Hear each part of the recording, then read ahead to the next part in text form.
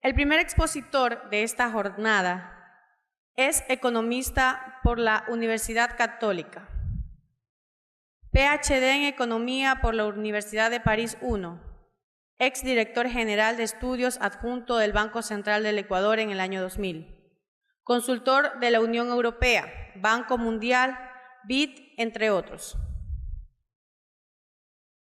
Ha publicado varios libros de teoría económica. Editorialista del diario El Universo. Invitamos y damos la cordial bienvenida a este panel de exposiciones al doctor Juan Falconi Morales, quien nos presentará el tema Regulación del mercado en la comercialización agrícola. ¿Es posible? Bienvenido, doctor. Muchas gracias. Buen día a todos los asistentes. Muchas gracias también a los organizadores del evento por la invitación, en particular a la Intendencia de la Superintendencia de Poder de Mercado de Manabí, de Portoviejo. Y bueno, espero que podamos abordar este tema sobre la base de un diálogo acrecentado. En realidad mi presentación tiene de alguna forma mucha referencia a la teoría, diría yo. Es decir, de hecho, uno tiene que hacer abstracción, ¿no es cierto?, para entender cómo funciona la realidad. Es decir, la realidad no es nunca como suele parecer. Es decir, hay cosas que están detrás que cabe comprenderlas y entenderlas bien. Bien, comencemos pues un poco analizando el tema de los mercados y su regulación. Quizás lo primero que cabe poner en evidencia es que nosotros, la economía del Ecuador, por ejemplo, es una economía de mercado.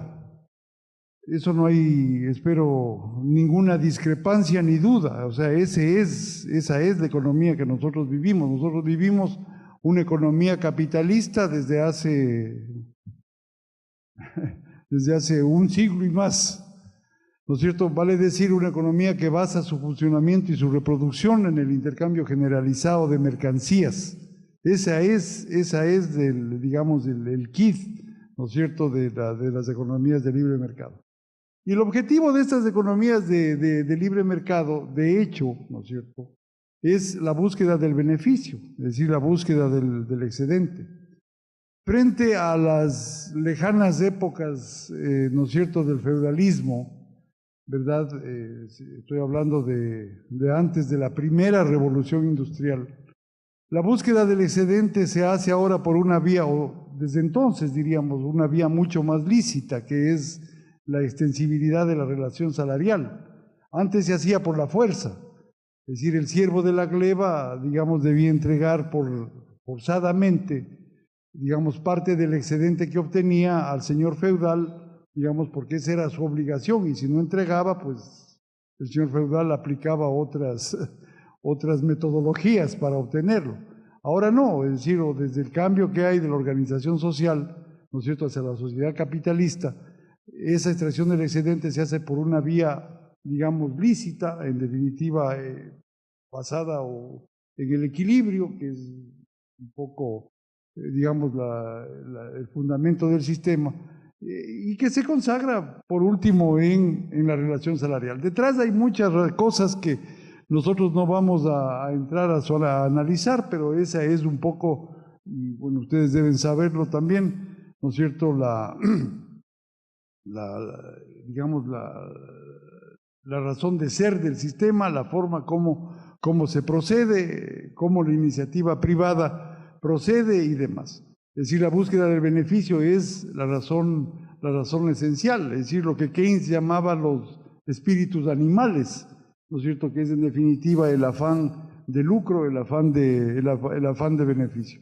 Y esa economía nosotros la vivimos, es decir, es una economía de libre mercado. Es decir, en las economías en las que se trata de hacer sistemas alternativos, simplemente se eliminan los mercados, es decir, a la corta o a la larga. Y eso ha pasado, hay varias experiencias, ¿no es cierto?, en las cuales el intervencionismo estatal, por ejemplo, suele ser mucho más directo, suele ser mucho más drástico, ¿verdad? Y los mercados dejan de funcionar. Es decir, me refiero, por ejemplo, al caso cubano. Es decir, ahí no hubo ambigüedades, digamos. ¿Cierto? Es decir, espero que estemos de acuerdo en eso. Ahora, claro, digamos, en esta economía de mercado, ¿no es cierto?, que nosotros vivimos, nosotros estamos experimentando, y eso ha sido reconocido al nivel oficial más alto, ¿no es cierto?, una serie de dificultades que quiero sintetizar básicamente en una. La ausencia de equilibrios, ¿no es cierto?, en los indicadores fundamentales básicos, es decir, en lo que los economistas denominamos el cuadrado mágico. En definitiva, el equilibrio en el ámbito o digamos en el campo de la posición fiscal, el equilibrio en el campo de la posición externa, es decir, de la balanza de pagos en sus distintas cuentas, cuenta digamos la cuenta corriente, la cuenta de capitales, en fin, el resultado global de la balanza de pagos. Los equilibrios en el mercado del trabajo, ¿no es cierto?, que está evidentemente desajustado, en los equilibrios en materia de precios, ¿no es cierto?, en los cuales hemos vivido episodios de inflación importante, ahora vivimos ya 9 meses de deflación, o sea, lo cual supone muchas cosas detrás, o sea, el entender este proceso que no es todavía muy drástico, digamos, pero que, es decir, marca ya una orientación, o sea, de dónde estamos o hacia dónde vamos. Y obviamente todos estos equilibrios, ¿no es cierto?, se reflejan en los indicadores que tienen que ver con el crecimiento económico. Ustedes estarán al tanto, ¿no es cierto?, que las últimas previsiones de organismos internacionales serios, es decir, son poco optimistas respecto del desempeño económico previsto para la economía ecuatoriana, al menos en los próximos 2 o 3 años. Es decir, claro, hay ahí una contraposición con la visión oficial, ¿no es cierto? Hay que hacer también un análisis muy detallado de las cifras de la contabilidad nacional, es decir, estos organismos suelen hacer antes de hacer sus previsiones y, digamos, uno puede llegar a ciertas conclusiones que, al menos en mi opinión, ¿no es cierto?, tienden a balizar, en definitiva, las estimaciones, por ejemplo, recientes que ha hecho el Banco Mundial, que espera para este año, en el mejor de los casos y con deuda, un crecimiento de entre 1,5 y 2%. Y para el año 19, 20 y 21, cifras de alguna manera similares, que la verdad es que no son en definitiva muy auspiciosas. Ahora, claro, el tema es que si es que esto es cierto, ¿no es cierto?, o frente a esta realidad, digamos, todos los sectores comienzan a depender, ¿no es cierto?, de esa coyuntura, de esas expectativas.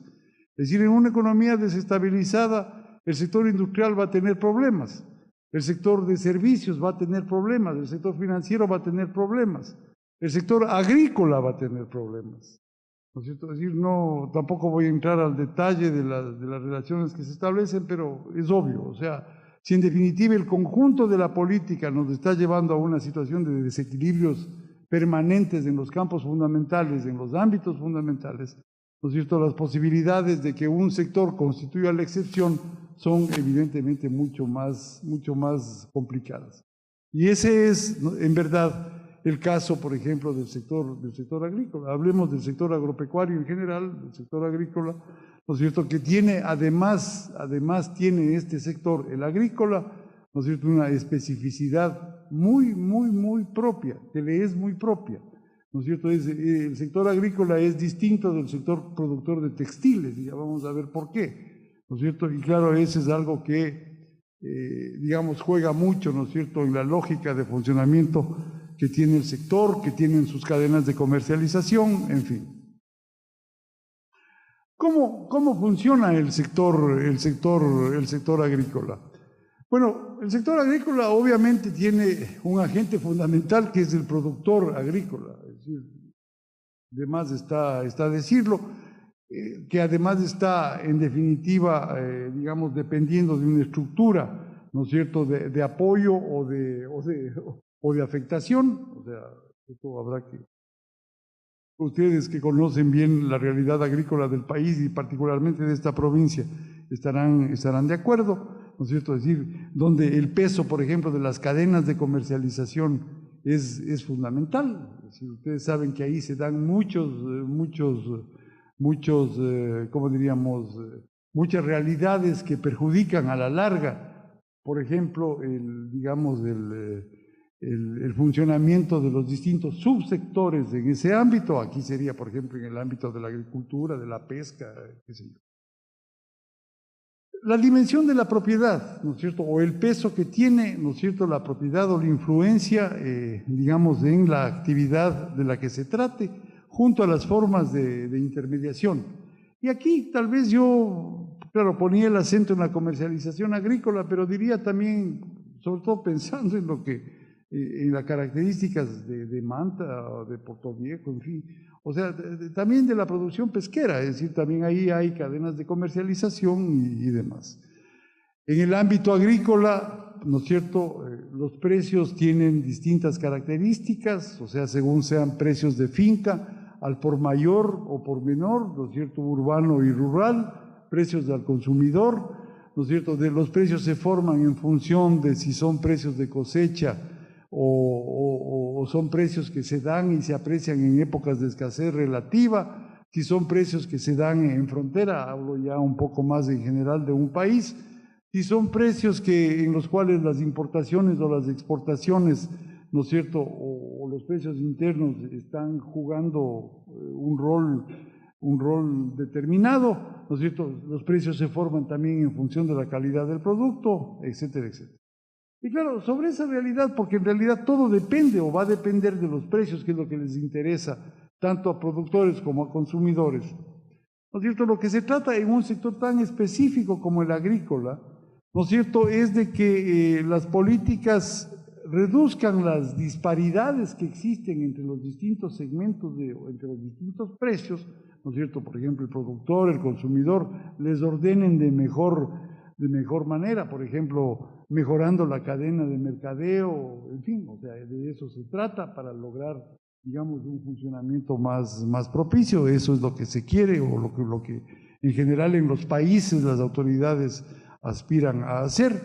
Tienen también, ¿no es cierto?, las autoridades en el marco de las políticas de precios como objetivo esto de reducir las fluctuaciones de los precios que dependen mucho de la estacionalidad, ¿no es cierto? Es decir, eso es importante porque hay épocas en las que, por ejemplo, lo que está pasando ahora en el país, el precio de la papa es 1, ¿no es cierto?, en otras ocasiones el precio de la papa es 5, o sea, porque depende de una estacionalidad que se da por circunstancias que también vamos a analizar, ¿no es cierto? O las políticas aspiran a regular los precios favoreciendo el mayor acceso al almacenamiento o, digamos, aplicando mecanismos mejorados para la llegada oportuna de importaciones cuando se necesitan o también de exportaciones.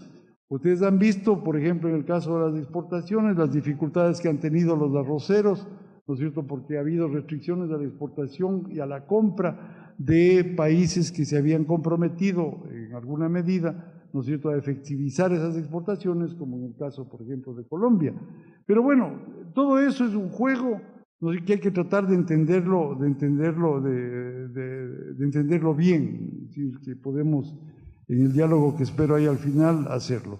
Y también, ¿verdad?, es decir, las políticas que quieren influenciar sobre los precios también tienen, como diríamos, como objetivo elevar la calidad, ¿no es cierto?, de los productos que se transan en los mercados.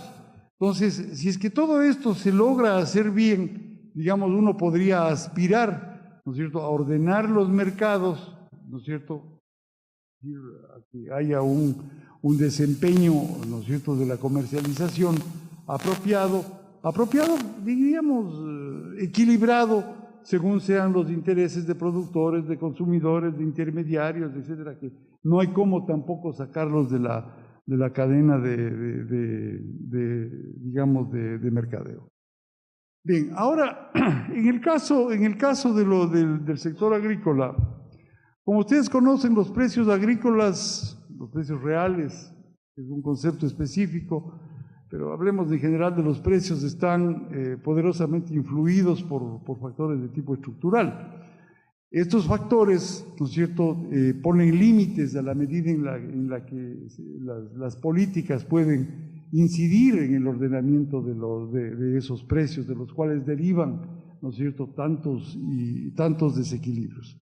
El equilibrio entre la oferta y la demanda es un poco lo que uno trataría de llegar a propiciar,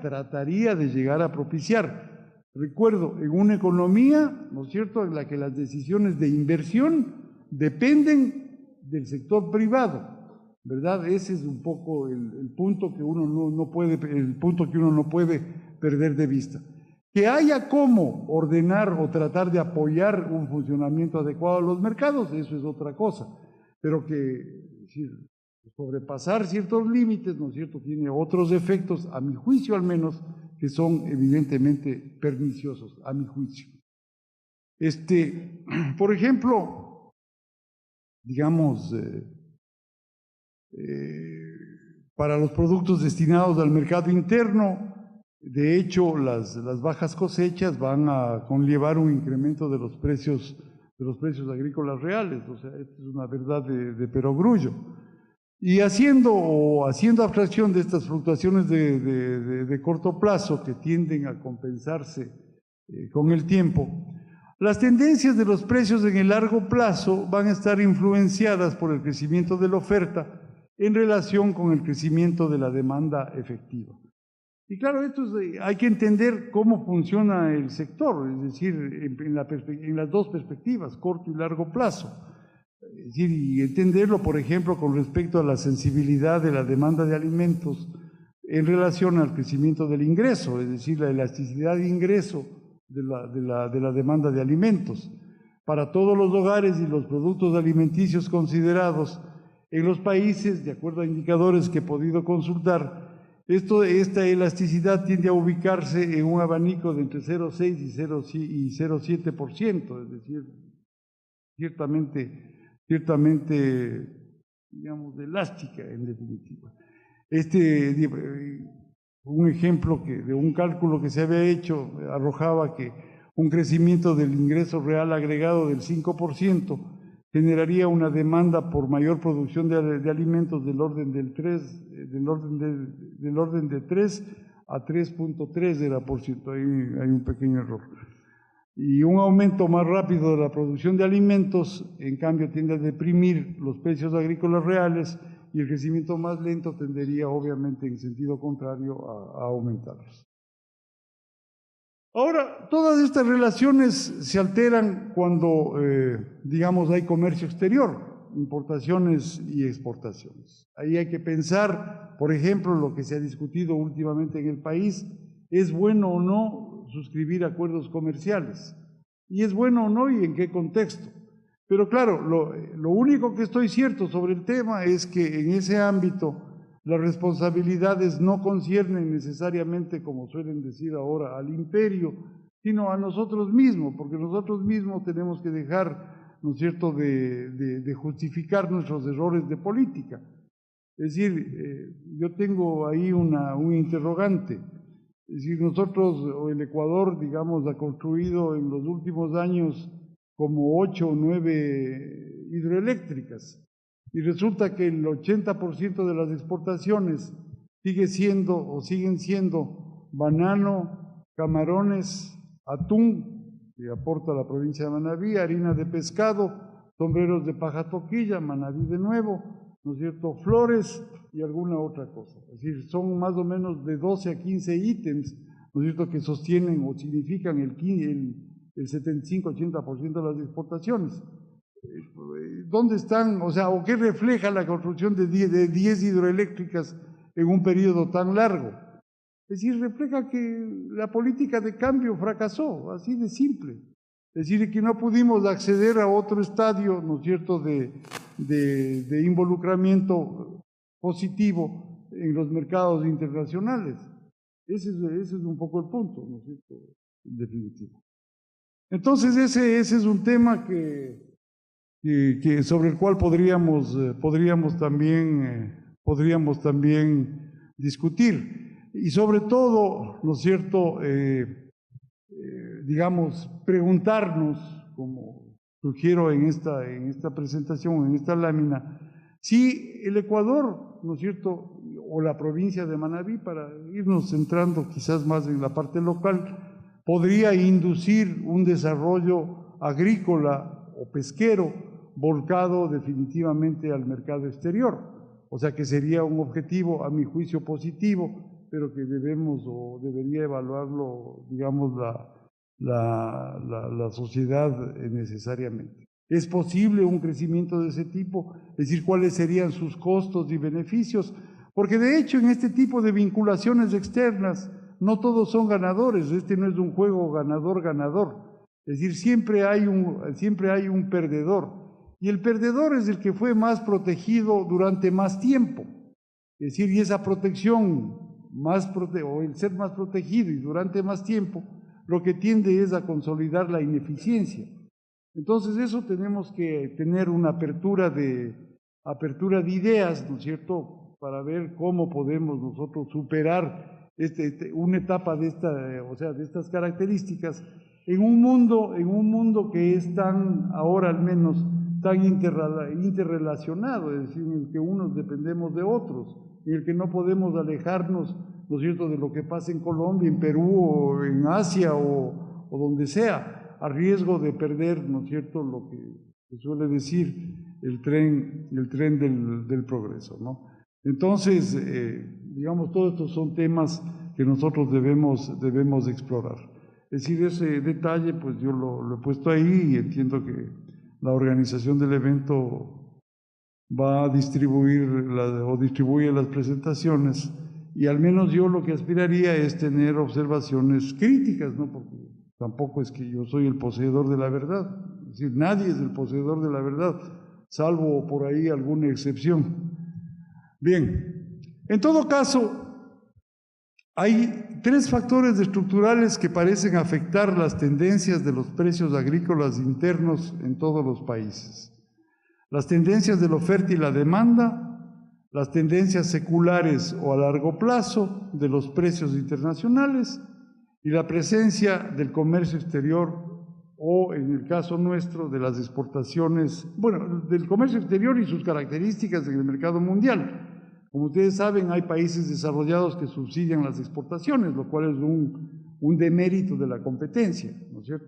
Pero en realidad yo lo ampliaría y diría, es decir, el tercer factor sería la presencia del comercio exterior en el mercadeo agrícola, en la comercialización agrícola, lo cual puede estar dificultando la aplicación de políticas que tiendan a aplicar las autoridades nacionales en perspectiva de regular estos mercados agrícolas. Ahora, no obstante la influencia de estos tres factores, la política económica nacional de hecho tiene posibilidades de ejercer efectos sobre esos precios a través de instrumentos tanto sectoriales como macroeconómicos. Y claro, las influencias más importantes de la política macroeconómica en los precios sectoriales se ejercen a través de la política arancelaria y de comercio exterior, de la política cambiaria y de la política fiscal. En definitiva, digamos, se ejerce a través de la regulación macroeconómica global. O sea, digamos, el sector agrícola, o el sector pesquero, el sector ganadero, el sector textil, el sector de servicios, el sector financiero, el sector de telecomunicaciones, como pretendía decirlo. Es decir, no puede funcionar bien en una economía desestabilizada. Es decir, tiene que haber relación, ¿no es cierto?, entre lo que pasa a nivel macro con lo que pasa a nivel sectorial. Alguna relación se va a dar, pues. O sea, si lo global está mal, ¿cómo va a funcionar lo de abajo? O sea, al contrario, si lo de abajo comienza a ir mal por alguna razón, uno puede focalizar y corregir, ¿no es cierto?, la tendencia.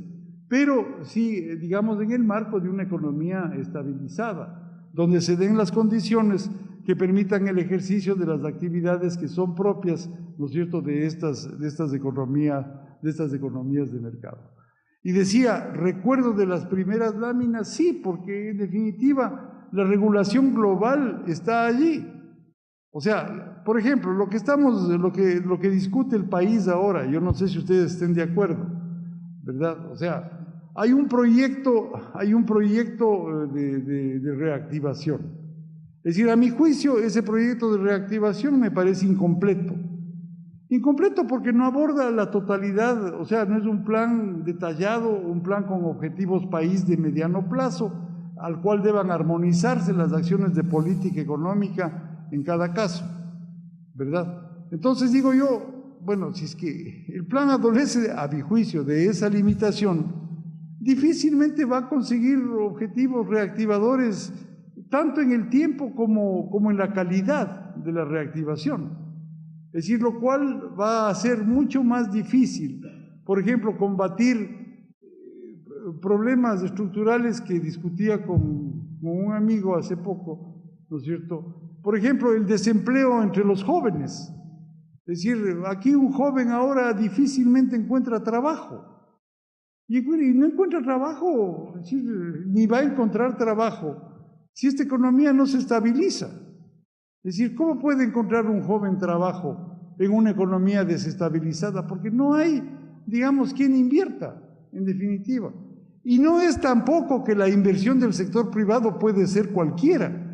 La inversión del sector privado tiene que cumplir las reglas que debe cumplir. Es decir, aquí no debe haber nunca respeto a interés corporativista de ninguna naturaleza. El sector privado no puede privilegiar sus intereses ni dejar de pagar impuestos porque eso estimula las inversiones. No, no es así. No sé si estamos claros. O sea, aquí todo el mundo tiene que cumplir sus obligaciones, es decir, y obviamente reclamar sus derechos, pero solo los que nos corresponden. O sea, yo tengo que hacer lo que yo tengo que hacer y solo eso. Yo tengo que reclamar mis derechos y solo los que me corresponden de acuerdo a las leyes para la estructura económico-social en la cual nosotros nos estamos desenvolviendo.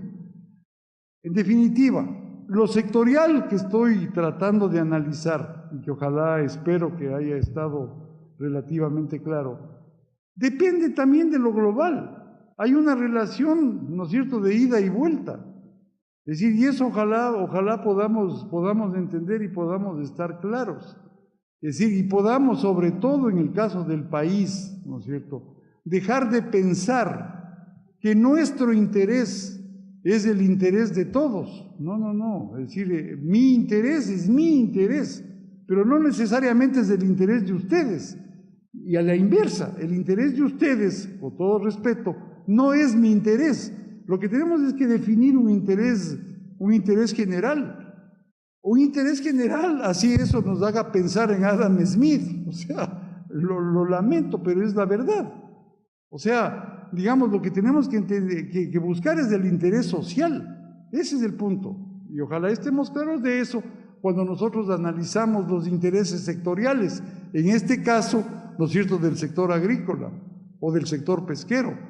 Digamos, regular el mercado agrícola, regular el mercado pesquero, por ejemplo, ¿no es cierto?, tiene que estar en concordancia con el funcionamiento, la tipología de funcionamiento de la economía global, ¿no es cierto?, lo que ese funcionamiento correcto de la economía global demanda, en definitiva, lo que la sociedad que eligió este modo de vida, ¿no es cierto?, a lo que voy, en definitiva, para pasar esta primera parte, es que, o sea, en una economía de mercado, no puedo ser antimercado esencial, pues.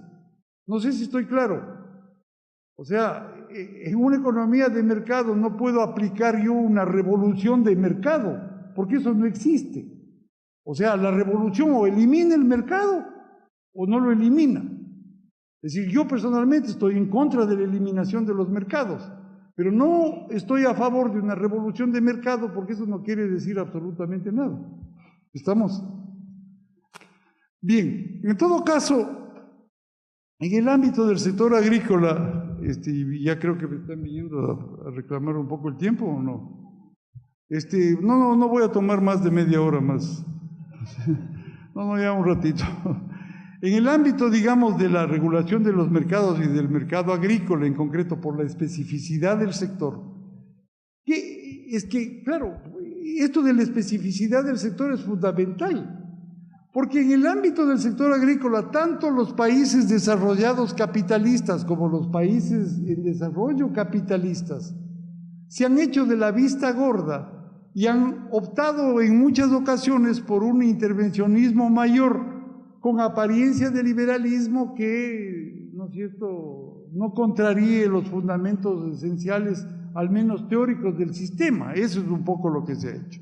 Pero en todo caso, tampoco quiero decir con esto que hay que dejar que los mercados funcionen como quieren funcionar en función de intereses corporativistas. O sea, eso no es posible. Entonces, digamos, lo esencial es buscar una consistencia, lo que ya decía, macro-micro, una consistencia sectorial e intrasectorial, y una consistencia de políticas entre el corto y el largo plazo. Porque las políticas de precios intervencionistas, ¿no es cierto?, finalmente incumplen sus objetivos siempre y sí lo que ocasionan son desajustes estructurales. Ahora, ¿qué es lo que hay que hacer, por ejemplo, para regular los mercados agrícolas? Vuelvo una vez más, esa coherencia global, sectorial, etcétera, etcétera. Es decir, lo que uno tiene que ser es, digamos, consistente en relación a los objetivos de base del sistema, ese era un poco el sentido, y además ser proactivo. Es decir, por ejemplo, yo no puedo, ¿cómo diríamos?, favorecer el consumo, ¿no es cierto?, en un país en el que si el Banco Central regula las tasas de interés, estas tasas de interés sean altas en relación o comparativamente a las tasas de interés de los competidores. O sea, eso no va a funcionar jamás. Entonces eso tengo que ver. O por ejemplo, tengo que ser proactivo. ¿En qué sentido? En el sentido de que, digamos, el caso yo puse aquí como ejemplo, ya termino un ratito, el caso de la fijación del precio de la caja de banano. Yo tuve oportunidad de participar hace alrededor de un año en un estudio de FAO, ¿no es cierto?, para la fijación del precio de la caja de banano. Digamos, de esa participación se había hecho una sugerencia de ese precio, se sugería que una mínima parte pasase a financiar la seguridad social de los productores agrícolas, en una producción que es generalmente minifundista, porque es la parte exportadora la que tiene otro tipo de organización, ¿no es cierto? Claro, si es que eso habría sido posible del precio de la caja de banano, destinar una parte al financiamiento de la seguridad de los productores agrícolas bananeros, ¿no es cierto?, el impacto derrame habría sido de distinta naturaleza, muy positivo para los productores y demás. O por ejemplo, digamos, un poco ya para concluir, porque ya me está enojada la señorita, el caso del sector público. El sector público tiene que ser un incitador eficiente. El sector público tiene que ser un incitador, digamos, proactivo. El sector público tiene que ser un orientador, digamos, técnico, ¿no? Entonces, por ejemplo, pensando en la Superintendencia de Control del Poder del Mercado. O sea, a mí me parece que la Superintendencia de Control del Poder del Mercado, es decir, debería, digo yo, es decir, mi opinión, ¿no es cierto?, velar o favorecer, y ese creo que es el objetivo, ¿no es cierto?, el buen funcionamiento de los mercados, es decir, apoyar a que esto realmente ocurra. Pero yo, por ejemplo, claro, y digamos adoptar previsiones en esa dirección, en ese sentido, asesorías en ese sentido. Entonces yo, por ejemplo, ahora me he enterado que entiendo que las zonales, creo que se llaman, van a ser eliminadas, ¿no es cierto? O sea, por ejemplo, entiendo que la zonal las zonales en el país dan paso a otras ubicaciones regionales en Quito, Guayaquil y Cuenca, me parece. Porque ayer, digamos, en el Facebook me llegó una entrevista de una persona que entiendo que, bueno, en fin, detallaba el proceso que está viviendo. Entonces, claro, yo me digo, o sea, no, eso no puede ser. Digamos, ¿qué va a pasar, por ejemplo, con los manavitas? O sea, ¿quedan desprotegidos o eso? Bueno, habrá que preguntar, ¿no es cierto? O sea, yo no veo cómo en un proceso en el que se trataba de desconcentrar, ¿no es cierto?, la vigilancia de Quito, Guayaquil y Cuenca, se vuelva ahora a concentrar en Quito, Guayaquil y Cuenca, ¿no es cierto? Y que, digamos, se pase ahora más que nunca solamente a esperar las denuncias. Y claro, los productores pobres, ellos no denuncian, no tienen la posibilidad de denunciar. O sea, a mí me parece eso una cuestión que yo pensé que el superintendente iba a estar aquí.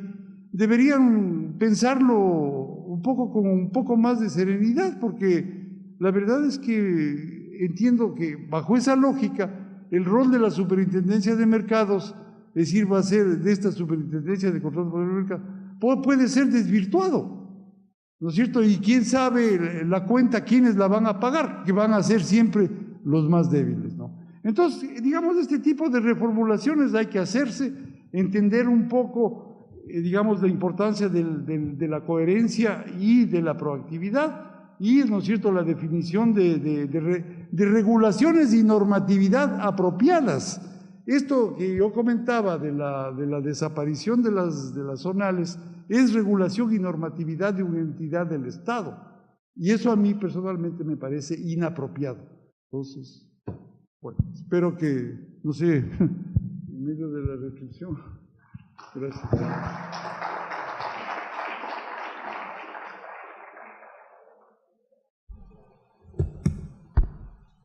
A las personas que deseen hacer algunas preguntas, por favor, tenemos un espacio de 5 minutos.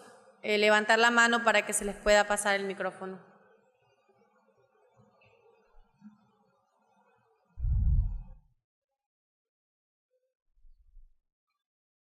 ¿Sí? Por ahí atrás tenemos una pregunta y acá en el frente también tenemos otra pregunta.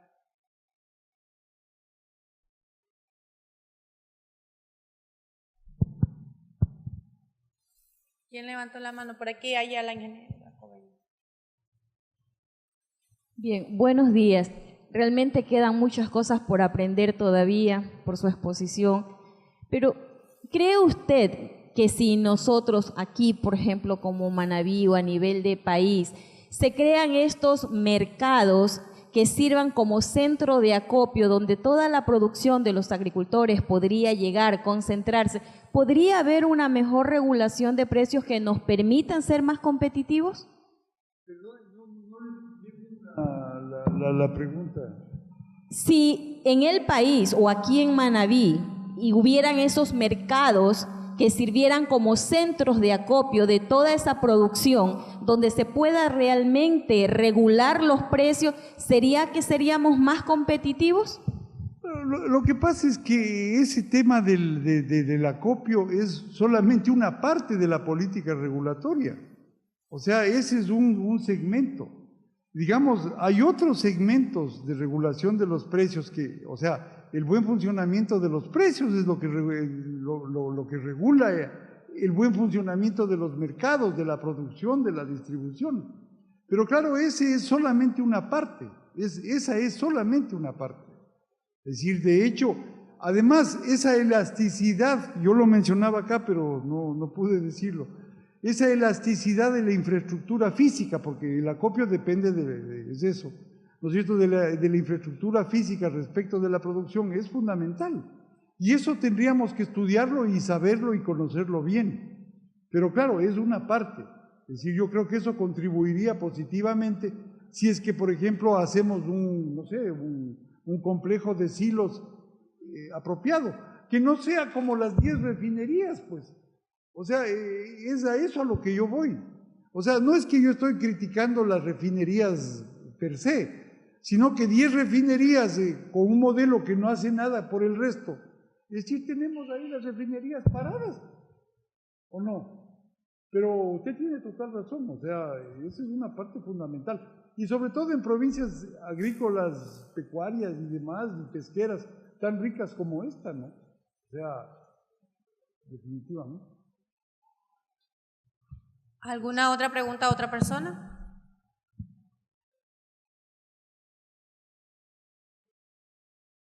Bueno, agradecemos al doctor Juan Falconi Morales por su exposición en esta mañana.